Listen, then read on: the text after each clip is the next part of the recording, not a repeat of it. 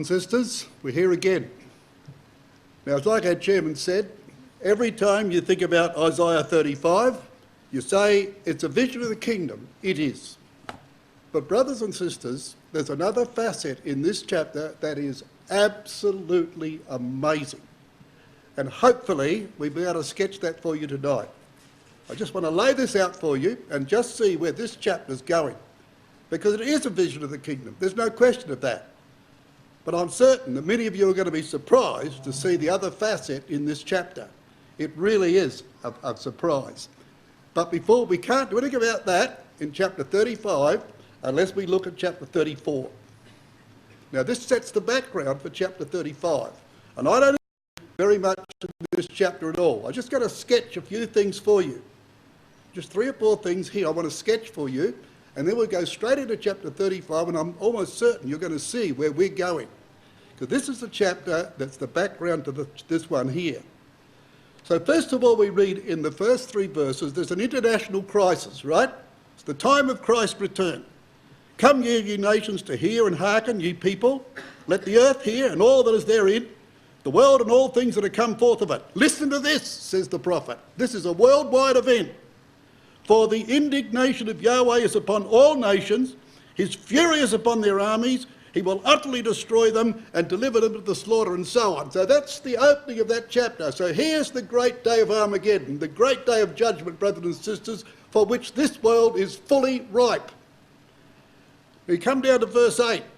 And verse 8, to that, the thought of verse 8 is talking about the day of Yahweh's vengeance. It is the day of Yahweh's vengeance and the year of the recompenses of the controversy of Zion. That's based upon the Day of Atonement, which in the 49th year of their history, from that day they dated the coming year of Jubilee. That's what it's talking about. It's the day of Yahweh's vengeance and the year of his redeemed. So it's based upon that facet of Leviticus chapter 16. So this is the purpose for which the Lord is coming. Now what's he going to do? From 9 to 12, what he's going to do, he's going to clean this world out. He's going to clean it right out, brothers and sisters. Look at verse 12. You just need to read this one verse. They shall call the nobles thereof the kingdom, but none shall be there. And all her princes are gone. So they'll call for the kings and the princes and the great men of this world. They don't exist. He is going to denude the world, brothers and sisters, of all that corruption and get rid of the whole bang lot of it. But look at these verses. The unclean animals are going to possess the land. The unclean animals, verse 16 and 17. It gives a list of them. I'm going to put them on the screen in a minute, give you a look at the list of them. Seek ye out the book of Yahweh and read. No one of these shall fall. None shall want her mate. For my mouth it hath commanded, and his spirit it hath gathered them. And he has cast a lot for them, and his hand hath divided it unto them by line. They shall possess it forever. From generation to generation shall they dwell therein. So out go all the aristocracy of this world, and in go all the most grotesque creatures in the world. Now just have a look, brothers and sisters, at this list. You will never find a list like this anywhere in the whole of the Bible where animals are grouped together of this nature. The cormorant of the island, the owl, the satyr, the raven, the screech owl, the dragon, the great owl, the owls, the vultures, wild beasts of the desert. Creatures that look like that. They're the people that's going to inherit the world. Just think of that, because this is what chapter 35 is about. It's going to end like that in a most remarkable fashion. This chapter is going to be carted straight into the New Testament, and we're going to see it in action. It's a remarkable thing. It really is. Now, here's Rotherham's translation of those verses. That the vomiting pelican, this is the meaning of the Hebrew terms, that the vomiting pelican and the bittern may possess it, and the great owl and the raven shall dwell therein. Then will he stretch over it the line of desolation and the plummet of emptiness. Her nobles, but none are there. Unto royalty will call all her princes shall become to naught. They're not there. Then shall come up in her palaces thorns and nettles, thistles in her fortress, and she shall become a home for wild dogs, an enclosure for ostriches. Then shall the criers meet with the howlers, and the shaggy creature unto his fellows shall call. Have you ever heard such language? Look, the vomiting pelican, the bittern, the great owl, the raven, wild dogs, ostriches, criers, howlers, and shaggy creatures. The world is going to be possessed by those. From generation to generation, they will possess the world, brothers and sisters. Here's the rest of the chapter. Only there shall be the night spectre, shall make her settlement and find for herself a place of rest. There shall the arrow snake make her nest and lay and hatch and gather under her shadow. Only there shall be gathered the falcons, every one with her mate. Seek ye out the scroll of Yahweh and read. Not one among them is lacking, none is missing her mate. For a mouth that hath commanded, and his spirit itself gathered them. Yea, he himself has cast them for a lot, and his own hand hath given it to them, a portion by line. Unto times age abiding shall they possess it, to generation shall they dwell therein.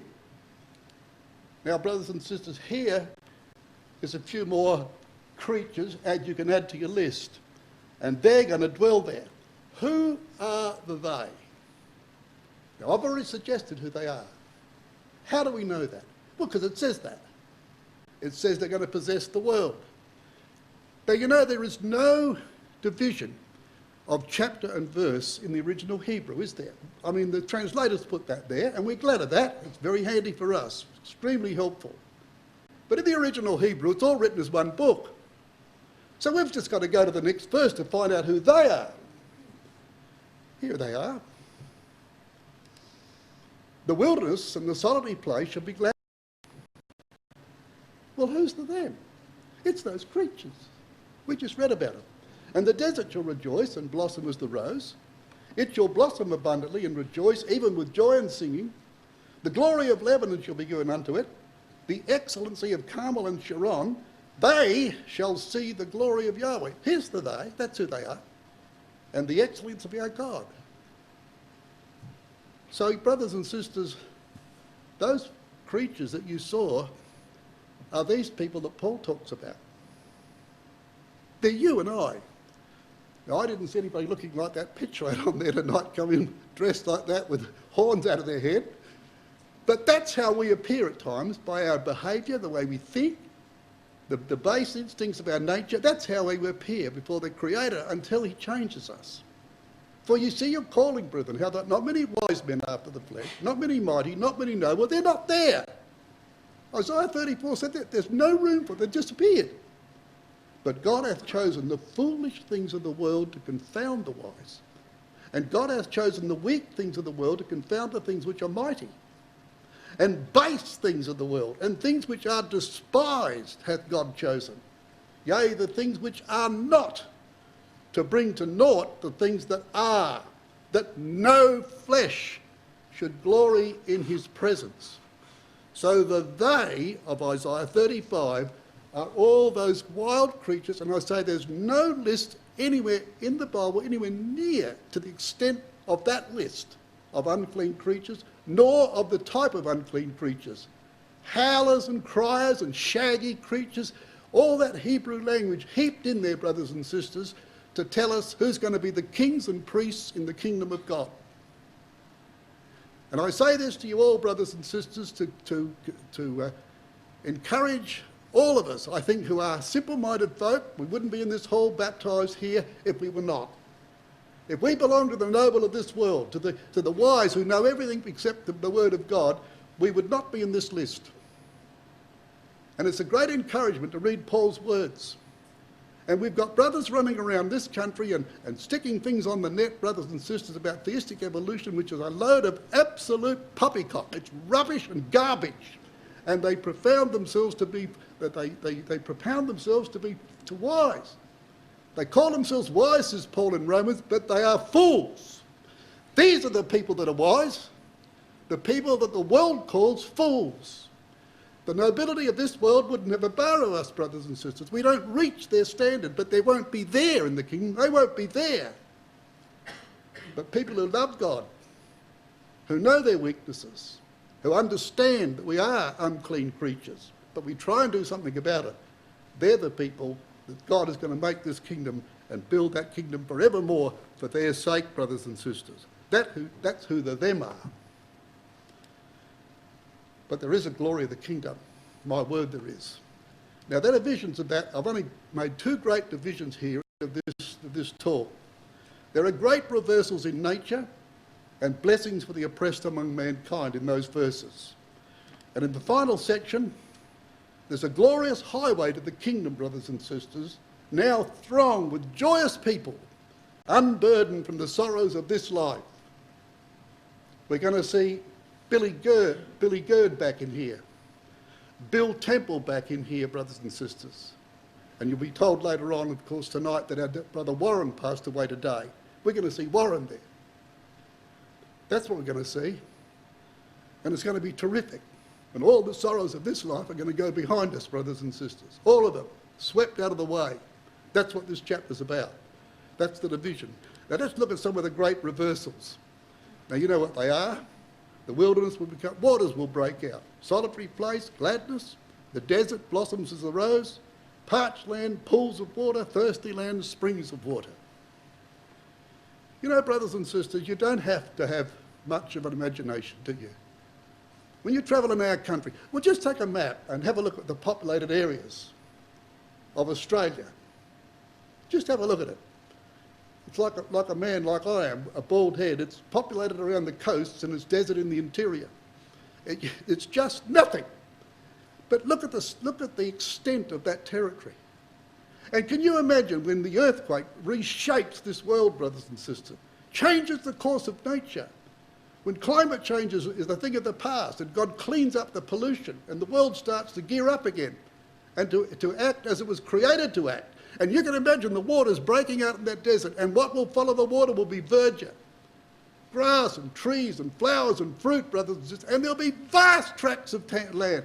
There'll be no problem of bringing the people and dispersing them through the world. The Gobi Desert, the Sahara Desert, the Simpson Desert, you look at them, they're huge expanses.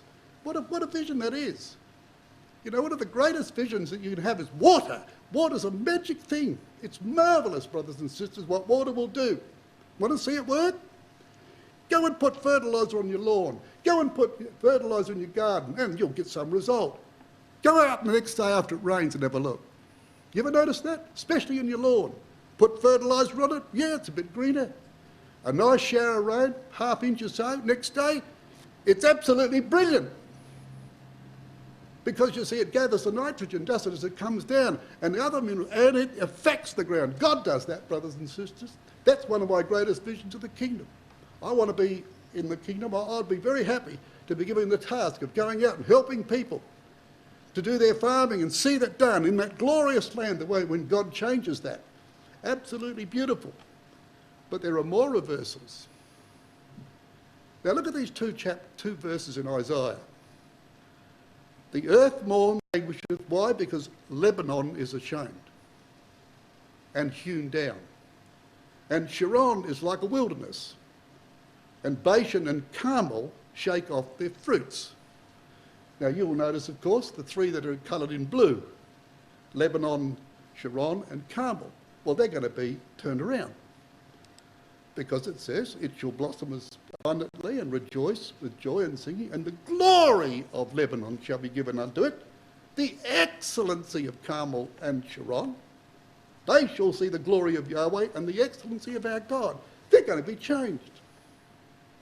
Dramatic changes to those three situations in the land. Exceptional changes. Now look at this. Here's a photograph of Lebanon, okay? This was taken, brothers and sisters, about 1969. These are a grove of the cedar trees, rather. There's about 500 of them in that grove. Behind them towers up the range of Lebanon itself. Lebanon means white, and you can understand why it means white. That range, brothers and sisters, those two ranges, they run down on an angle about that, if you're looking at the map of Israel, on an angle about that, from the top of Israel, in the country of Lebanon, they run for over 100 miles northeast. And they're divided by a very great valley called the Bekaa Valley, which means a valley between two mountains. And these two twin mountains ranges run down. I've been from one end of them to the other. And we went right down the centre, brothers and sisters. It was a magnificent day. All right, you don't see those trees like they are there now, but that's what you see. There's only one other grove of them further back in the mountains where there's a few thousand. Can't get there. They only get to these trees. But just think of this, that in the day when Solomon got his timber from there, the cedars of Lebanon went up to the tree line on both sides of those mountains. Imagine it. And we've got a hymn which says, "Let Lebanon's cedars rustle their boughs and fill the scented air." I have done that. I've actually stood in that grove and done that. Ankle deep in snow, brothers and sisters, there was a gentle breeze blowing through those cedars, and you could not believe the scent that came off those leaves. It was absolutely beautiful to stand there. If you lifted your arms, you wouldn't need any deodorant in the morning. It was just beautiful. It was absolutely beautiful. And the air was pristine. Just imagine them right along the whole length of those mountains on both sides of that valley. Like Isaiah in chapter 33 said, they're all languishing now. But the day is going to come when that's all going to be brought back again to what it used to be. The excellency of Carmel. The excellency of Carmel. Feed thy people with thy rod, the flock of thine heritage, which dwell solitary in the wood, in the midst of Carmel. Let them feed in Bashan and Gilead, as in the days of old. Now, can you imagine this? You see, Carmel, brothers and sisters, is that long slither, as you might say, on the screen of a mountain range going out to the northwest, okay? Carmel is not one hill, it's a range of hills. Now you go out, right out at the top, of course, that's Mount Carmel proper, and it looks down over there, there's the Haifa there, and the city of Haifa, and the beach, and the Mediterranean Sea is in front of you. And it's out there pointing in a northwest direction. Whenever Israel's summer broke, and the rains came, brothers and sisters, the autumn rains come in order that they may sow their crops, the very first point that felt that wind and rain was the tip of Carmel. And in the Hebrew traditions, it has it that they'd set a watchman on the top of Carmel. And his job was that immediately he saw, like Elijah's servant saw, exactly like that, immediately he saw any sign of rain coming over a long, hot, parched summer, he would blow a trumpet. It would be picked up by other watchmen who were strategically placed right down the land. And trumpet after trumpet after trumpet was telling the people, it's raining. And we in Australia know what that means, brothers and sisters, at times of long droughts, which of course often come upon this country. And such was the fruitfulness, and that's what Carmel means. Lebanon means white, but fruitfulness is the meaning of Carmel. Such was fruitfulness, brothers and sisters, that in Amos's prophecy, when Amos was depicting the tragedy that has come upon Israel, he talked about the way that God would punish them by bringing the droughts upon the land. And one of the things he said, the very last thing he said was, and Carmel shall wither. When Carmel withers, everything's gone. Because that's the one that first of all got the refreshing rain that broke the summer droughts upon the land. Isaiah certainly knew his land, there's no doubt about that. And Sharon. Sharon shall be a fold of flocks in the valley of Achor, a place for herds to lie down in, for my people that have sought me. You see, Sharon means a plain. And of course, you're looking up north, and what you're seeing up the top there, that mountain range, that's this side of Carmel. That's the southern side of Carmel. We were looking at the other side of that from that previous slide. Now we're on the southern side of it. And we're looking down the coastal plain here, along the Sharon here, which is extremely fertile, of course, because the hills of Judea. The rain plummets off of them and spreads its way right across that valley, and it's a place of flocks. You go there today, you take a picture there, and you will see acre after acre, mile after mile of vineyards. Green as grass, vineyards. The only thing that mars it today is the Gaza Strip. But you'll see vineyards going up there. And you'll see olives, brothers and sisters. And you'll see fields for flocks. Beautiful. This is what's going to happen, brothers and sisters, in the future. So that's what we see going on. Now, in this chapter we read this, verse 3. Strengthen ye the weak hands and confirm feeble knees. That's what Paul said in Hebrews 12, isn't it? Wherefore lift up the hands which hang down and the feeble knees, and make straight paths for your feet, lest that which is lame be turned out of the way, but let it rather be healed. Follow peace with all men, and holiness, without which no man shall see the Lord. Now these are days, brothers and sisters, when knees are feeble, and some people can't walk straight, especially when you get around about our age. It's very hard sometimes to walk straight. That's the natural things, of course, but they are talking about spiritual impediments too, aren't they? We need, brothers and sisters, to have very straight paths for our feet. Very straight paths. And they need to be old paths, because they're the ones you know better. Don't ever, ever be put off from the very simplicity of the truth which you all understand. Don't ever feel inferior to the so-called wisdom of this world. Just strengthen yourself with the view that's true, brothers and sisters, that we have a very straight path and we know it well. We'd never be in the truth if we didn't. We don't have to get lost. If we get lost, we're blind. With our eyes open, we know that path. We've walked on it for years and we're not getting off of it. That's what that's telling us. And if the knees start getting wobbly and you feel you're going to collapse, well, you just got to take a deep breath and strengthen those knees. That's what the apostle's saying, and this is what he's getting it out of this chapter.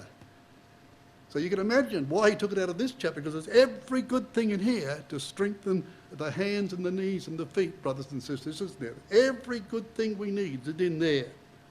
So you don't do that. Now it goes on to tell us this. In verse 5, the eyes of the blind shall be opened, and the ears of the deaf shall be unstopped. That's interesting. Why is it interesting? Well, for this reason, brothers and sisters, the deaf and the blind are cured, right? Now just look, here's 2 chapters in Mark. They after the other, chapter 7 and chapter 8. In chapter 7, we read about a deaf man of the Gentile region of Decapolis. Now, Decapolis was just east, or right along the border east of the Lake of Galilee, a bit to the south, and then of course it spread over and took in the border of Jordan, all around the bottom end of Galilee. There was a special over there called Decapolis, which means the 10 cities, Decim Polis, the 10 cities. And they were the cities established by the Greeks. When the Grecian Empire occupied those territories, it was the Greeks who established that area and made it a special region only for Gentiles who could live in that region comfortably and not have to mix with the Jewish people. It's especially done for that. When the Greeks were swept out of the way by the Romans, brothers and sisters, the Romans thought that was a champion idea and they kept that going. So the Romans continued that policy. That was a special area, Decipolis, the 10 cities. And of course it was the Gentile area. And a deaf man was healed here. Again, departing from the coast of Tyre and Sidon, he came under the Sea of Galilee, through the midst of the coast of Decapolis. And they bring unto him one that was deaf and had an impediment in his speech. And they beseech him to put his hand upon him. And he took him aside from the multitude and put his fingers in his ears, and he spit and touched his tongue. And looking up to heaven, he sighed and said unto him, Epaphratha, that is, be open. And straightway his ears were open, and the string of his tongue was loosed, and he spake plain. Can you imagine that, brothers and sisters? Jesus, he goes up to this man, he took him aside from the multitude, he put his fingers in the man's ears, he spat on the ground and touched the man's tongue, and the man couldn't hear him. He'd have to lip read. So he would say very emphatically, "Be opened." Whoosh! That's what Paul did to the Gentiles, didn't he? He went into a deaf world, didn't he? A totally deaf world. And he opened many eyes, didn't he? They were open, brothers and sisters. Marvellous. They heard this man speak. Never heard anything like it before. Never heard about the gospel of the kingdom of God or the hope of Israel. They were all non-Israelites. And their ears were open, weren't they? The next chapter, Jesus heals a blind man. Just watch the situation. A blind man is given his sight at Bethsaida, the house of fish, the hometown of at least 4 of the apostles. Peter and John were in that town. And 2 of the other apostles were brought up in that town. It was very much a Jewish town, just this side of the border of Decapolis. On the northeastern corner of the Lake of Galilee, just there is Bethsaida. It's where Jesus fed the multitude with the fishes and the loaves in that particular spot. It was altogether Jewish, and the Jews are blind. They're not deaf, but they're blind. Now just look what happened. And just think about all these unclean creatures that are getting clean, brothers and sisters. Just think about it. He cometh to Bethsaida, and they bring a blind man unto him, and besought him to touch him. And he took the blind man by the hand and led him out of the town. Do you know what Jesus was doing at that very moment of history? He was doing exactly that with his disciples. It was the time, brothers and sisters, that he led them out into the north, away from all the hullabaloo that was going on over his ministry, to confirm the truth with them. He was actually doing that when they bring this blind man to him, so Jesus takes him by the hand and leads him out of the town. Just exactly what he was doing with them. And when he spit on his eyes and put his hands on him, he asked him if he saw aught. And he looked up and said, "I see men as trees walking." That's exactly the problem of the apostles. That is exactly the problem that Jesus had with his disciples. Who would be the greatest? They saw men out of all proportion to what they really were. That was the problem. That was why he was leading them up to the north, to convince them of that, which the later on record tells us. And here's a Jew, and he's blind, and the first thing he sees is men out of all proportion to what they really are. And the record goes on and he says, "I see men as trees walking." After that, he put his hands again upon his eyes, and that's what he had to continually do with those disciples. Jesus didn't give them one lesson, brothers and sisters. He never ceased to point out time and again, "Have ye no faith? Are ye so blind? Don't you understand that? Haven't you understood what I've said?" Again and again, he made him look up, and he was restored and saw every man clearly. Now Isaiah says the deaf and the blind are going to be cured. Isn't it interesting that they are in chapters 7 and 8 of Mark, those things? And you know, brothers and sisters, the truth is remarkable. You know, it turns foolish, uneducated people into brilliant people. I mean brilliant. Because we sit here today, all the nobility of this world wouldn't want nothing to do with us, the Christadelphians, who are just a mad lot of people who even believe the Jews are good. But not good, of course, but they think they're good. And they wouldn't have nothing to do with us. And Paul goes to tell us in Corinthians, brothers and sisters, that they don't understand the word that we're saying. They can't understand where we're coming from. But he tells us that we know exactly where they're coming from. You read Corinthians and for yourself and you pick that up. He talks about the spirit that's in man, the spirit of discernment. And he said, they don't know what you're on about. But we know exactly what they're on about. Why? Because we've seen it from God's eyes. And we know what we're like. We know what we're like. And we can see ourselves in those people, except we got the truth now. We're trying to be different. But we know exactly what the problem is. This is what the problem with the blind men of Bethsaida were. He didn't know that. First glimpse to him, a man was a great tall tree. It took another touch, another spittle, to make everything become very clear about man. See what Isaiah's on about, brothers and sisters? It's quite incredible. Incredible. And then he says this, you see, the lame man, the lame shall leap as the hart. Now, isn't this incredible?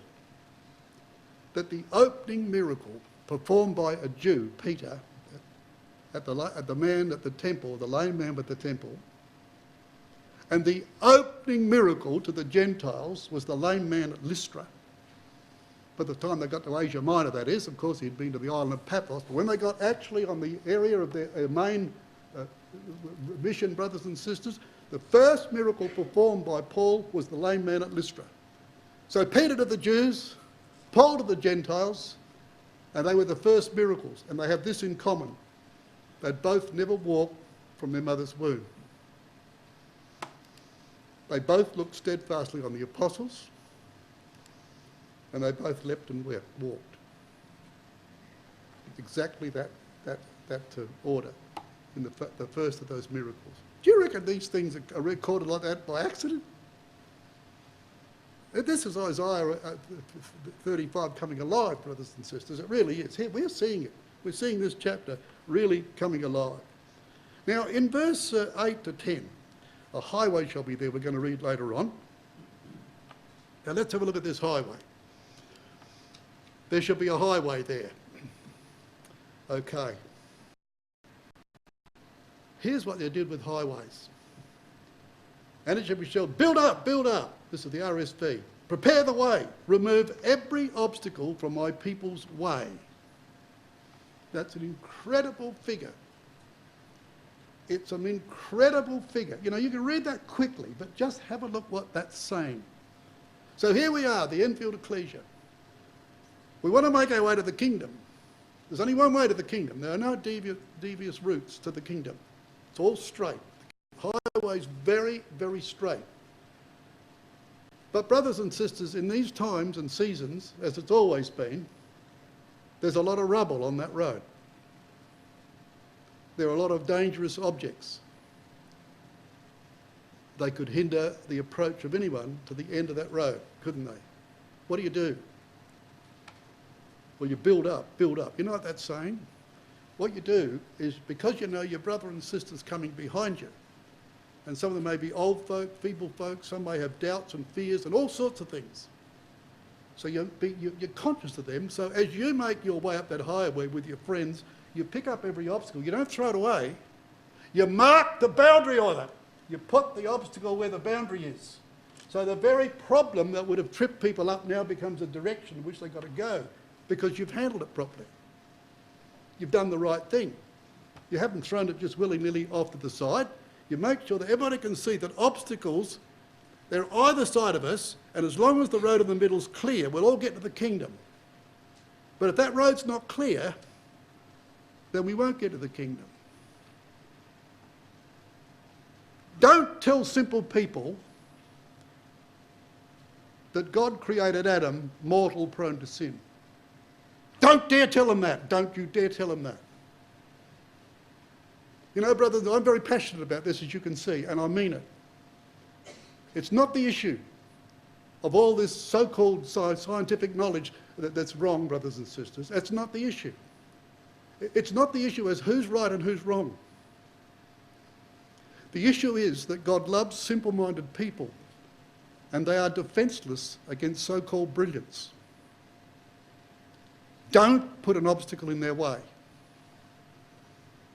You'll pay for that. That's what that verse is telling us. Go through the gates, prepare the way, cut the highway, same thing. gather out the stones, get rid of the obstacles, and then put up a signpost, this way. We had that done Sunday morning by Colin, Brother Colin. It was a magnificent exhortation, brothers and sisters, believe me. That was a magnificent exhortation. Very clear. That's the way. Get rid of the stones, and the very stones themselves, when they're put aside and put out there, they're pointing the way to the kingdom. You don't go that way and you don't go that way, just go down through the middle of them. That's where you go. That's what Isaiah is talking about. Ye shall not curse the deaf or put a stumbling block before the blind. You shall fear Yahweh your God. I am Yahweh. And that's the one we fear, brothers and sisters, above all else. Some people describe fear, just means a reverence. It means fear. Because he has tremendous power to save or destroy us, brothers and sisters, and there will be no answer to him.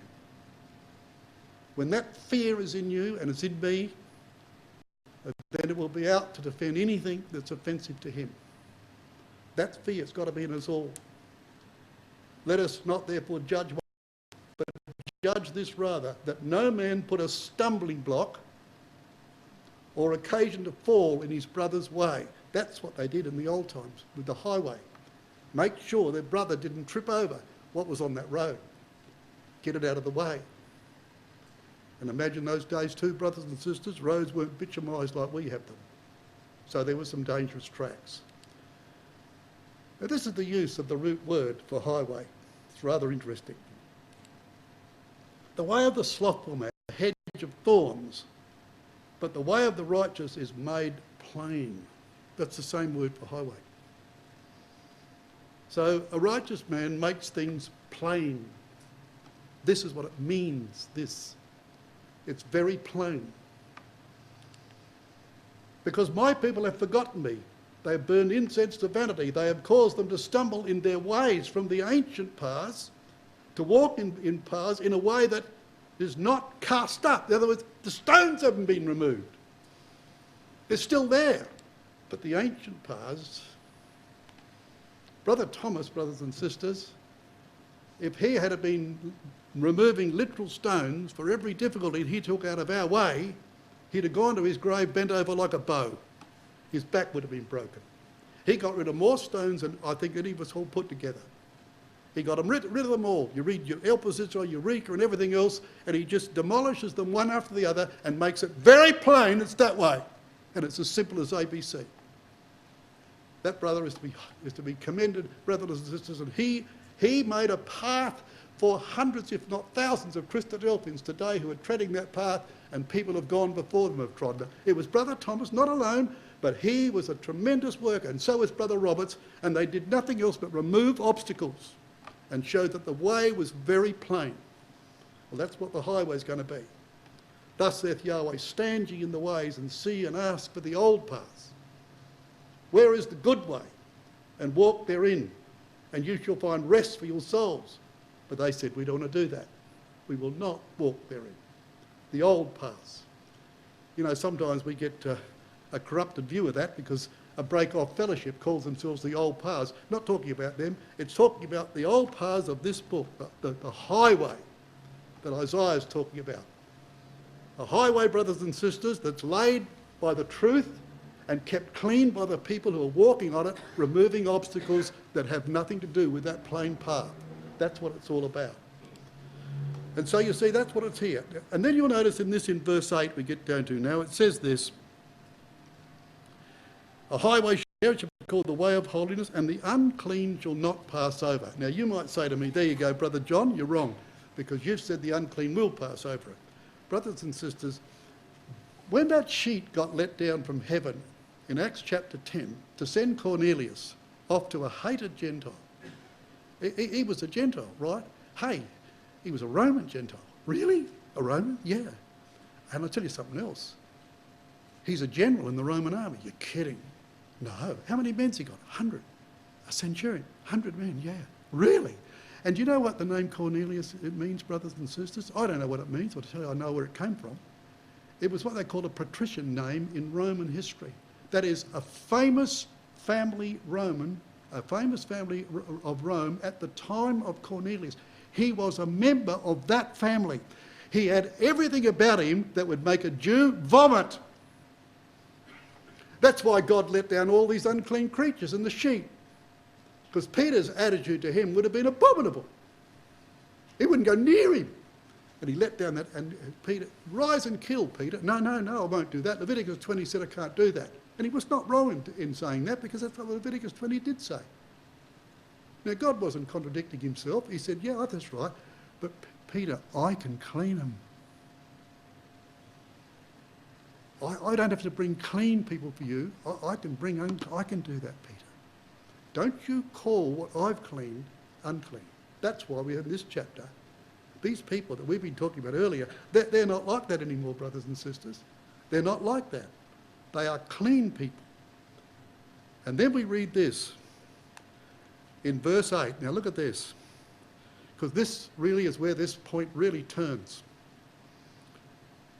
And a highway shall be there, and a way, and it shall be called the way of holiness.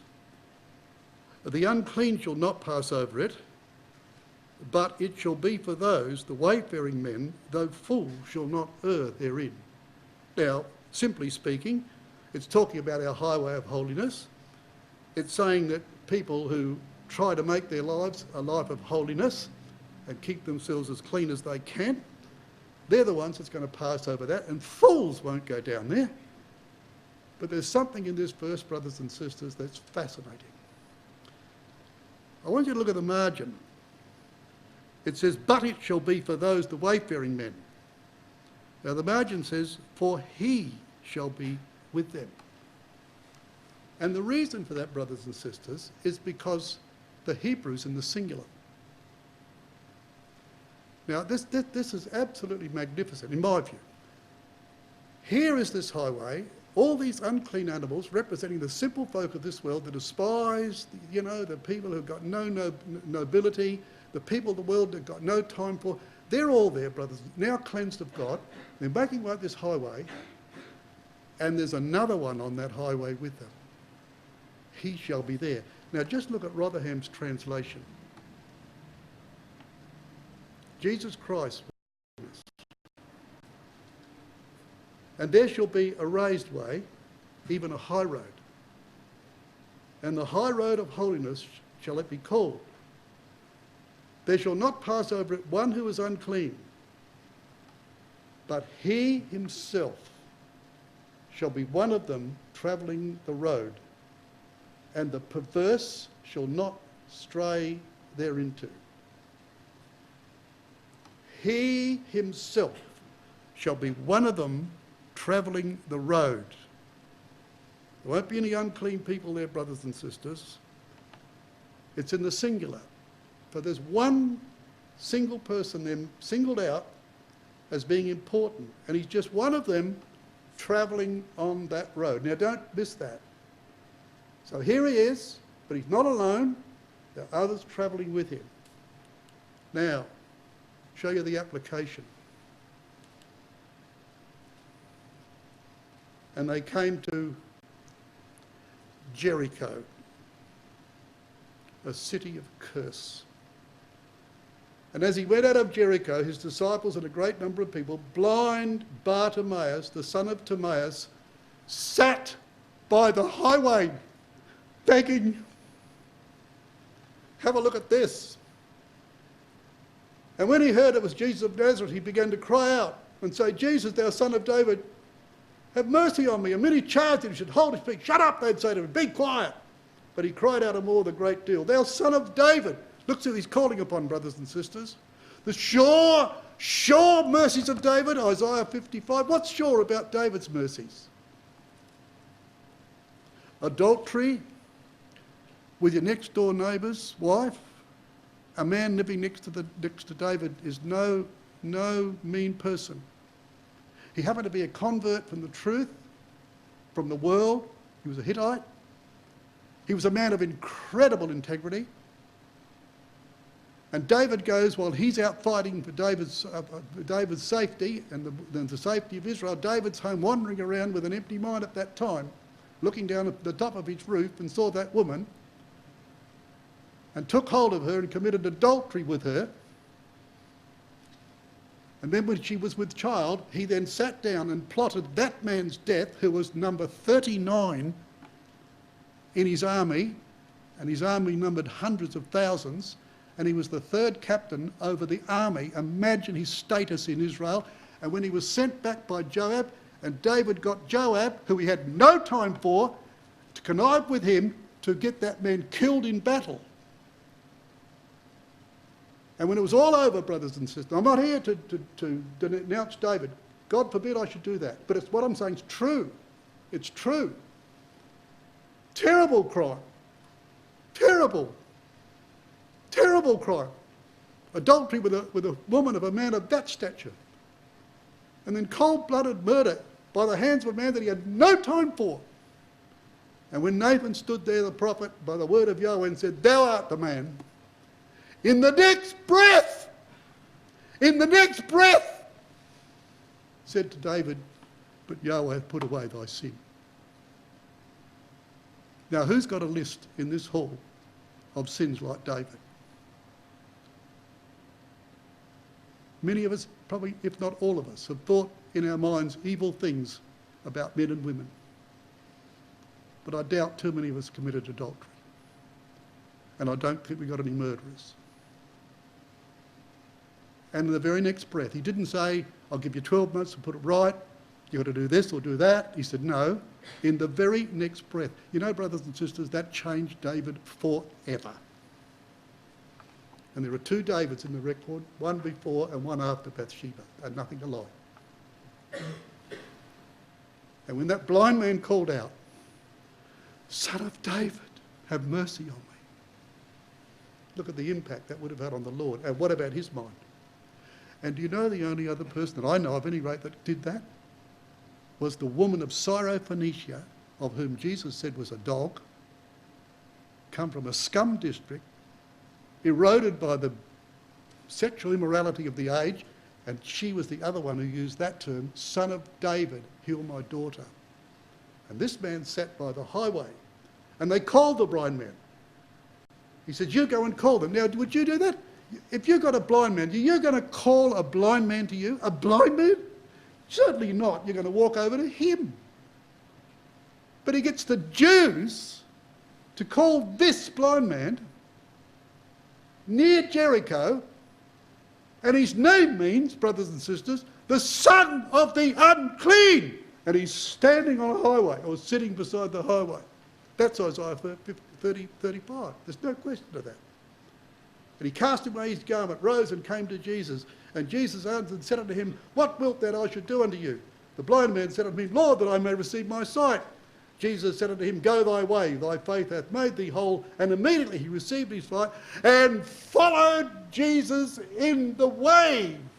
And he shall be with them in the highway, says Isaiah, and among them the blind, brothers and sisters. Now, if we haven't got that plain, just note, Jericho, city of a curse. Bartimaeus, son of the unclean, because the meaning of Timaeus. Now, think about that. Don't just loosely just pass that by. Son of the unclean. What's that mean? Well, what does this mean? Son of man. That's Jesus' title. And we learn in John's Gospel it was a title of strength and not weakness. So, Son of Man means, brothers, nothing else but this. He represented all mankind on that cross. That's what it means. When the Son of Man is lifted up, he represents all mankind. Well, who does this guy represent? Who do you think Bartimaeus represents? Son of the unclean. All those creatures you saw on that screen. He represents all of them. He's the lowest of the low. He couldn't be any lower. And he's right down there in Jericho. He's blind. He's by a highway. He's commanded to be called. Jews have got to call a Gentile. And Jesus said, go on your way. And in the Greek, it literally means go your own way. Did he go that way? He followed Jesus in the way. He didn't go his own way. And where was Jesus heading? Into the very centre of all the Jewish opposition to people like him. Because he was the son, the representative of them all. That's where they all should, according to the Jews, that's where they all should be, sitting on the dirt, blind, and just begging for their meat. That's where they all should be. And he's going towards Jerusalem with Jesus. What an incredible story, brothers and sisters. What an incredible story that is. The way of holiness. And he himself shall be with them. Now, you know, the chapter finishes in verses 9 and 10. It will finish in verses 9 and 10 with a complete change. You see, it says, no lion shall be there, brothers and sisters, nor any ravenous beast. The wolf also shall dwell with the lamb, and the leopard shall lie down with the kid, and the calf and the young lion and the fatling together, and a little child shall lead them. And the cow and the bear shall feed. Their young ones shall lie down together, and the lion shall eat straw like the ox. You've probably all seen the nature films we often see, you know, these ones that are put out. They're fascinating. I love them. I'm a great lover of those nature films and so forth. And you put them on, but when you see these animals getting torn to the ground, these beautiful deer, you know, with beautiful, big, luminous eyes, you know, and lovely looking faces and so forth, you see them ripped to bits, brother. You won't see that anymore. Do you know, it's incredible. When God made the world, it was incredible. He made this world and he made all these creatures and he brought them to Adam to name them. Adam had that privilege. He was Lord of that creation. God made him the keeper of that garden, Lord of that creation that God had made. And he was in charge of it. And he brought those up, and you know, in the very language that's used here, that the way he brought those animals up and he named them all, brothers and sisters. So he had a rapport with them. And he was a vegetarian, and they ate the grass of the field. There was nobody tearing anybody's meat around. There was herbs for man and grass for the beasts. Nobody was killing anybody or spilling anybody's blood to live. And Adam was on par with those animals. And then, of course, Eve plucked the fruit off the tree, and the dam burst, didn't it? And it burst, brothers and sisters, in torrential rain that drowned the world. With only 8 people got out of the ark. And when they got out of the ark, God repeated to Noah the words that he told Adam, with this difference. With this difference. He said, I'm going to have to put the fear of the animals in you. Or rather, the fear of you in the animals. I'm going to put the fear of you in those animals. Why did he have to do that? It's clear why. Because men by this time were well and truly into their meat. That only comes from animals. And now it's no longer patting an animal's head and say, oh, you're a darling little lion. It's not like that anymore. Now it's all changed, and it's savagery. And Noah is told, you better be careful, because I'm going to put the fear of you in those animals. And God didn't tell him why, he didn't have to. It was fairly obvious, brothers and sisters, you can't go out in the field anymore and whistle up a lion. You can't do that anymore. But you can in the kingdom, because now it's back to the Garden of Eden, and better, isn't it? And the final picture, of course, is the one we're all waiting to get for. They shall hunger no more, neither thirst any more, neither shall the sun light on them nor any heat. For the Lamb which is in the midst of the throne shall feed them, and shall lead them unto living fountains of waters. And this one's hard to believe. And God shall wipe away all tears from their eyes. You ever thought about that, brothers and sisters? Have you ever thought about the people that we know and love in the truth, that their children didn't come into the truth? How do you think it's going to be possible for that to be erased forever?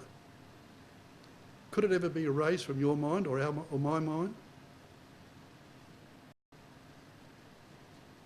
We've had 7 children, they're in the truth, hopefully, with ourselves, of course, all of us, we'll all be together in the kingdom. But what if one or two of them, three or four of them, didn't come into the truth. Would I carry that on in the kingdom? It won't happen. It's miraculous. It has to be. There are sorrows, brothers and sisters, that are carried by others that we know nothing about, who must wonder how on earth God could ever do that. But he can do it.